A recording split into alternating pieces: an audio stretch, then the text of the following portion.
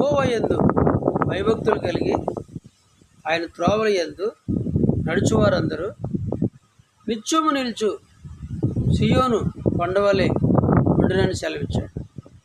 ఒక కొండ ఎంత బలంగా ఉంటుందో, ఎంత శక్తి కలిగి ఉంటుందో, అలాగే మన జీవితాలు కూడా బలంగా ఉంటాయని తెలియజేస్తున్నాడు. బలమైన జీవితం, నిలబడే జీవితము, పడిపోకుండా ఉండే జీవితము మనకి ఎలా కలుగుతుంది?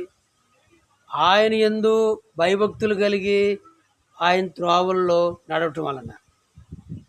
నా మాట విని వాటి చొప్పున చేయవాడు బండ మీద కట్టబడిన ఇల్లును పోలి ఉన్నాడని చెప్పింది. వరదలు వచ్చినా, తుఫానులు వచ్చినా ఆ ఇల్లు కూలిపోదని సెలవిచ్చాడు.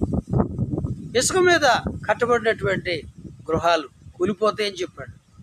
ప్రియులారా, ఈ లోకంలో ఎన్నో విషయాలు మనకి తెలిసినవి ఉన్నవి, కానీ అవన్నీ బండలాంటివి కాదు, స్థిరమైనవి కావు. అవన్నీ కూలిపోయేవి. కేవలం దేవుని యందు భయభక్తుల వలన, ఆయన త్రోవల వలనే బండ మీద నిలబడినట్లు జీవితం కూడా నిలబడతారు. మీరెన్నడూ కదల్చబడరు, కూలిపోరు, నిత్యము నిల్చు సియోను కొండవలే నిలబడతారు.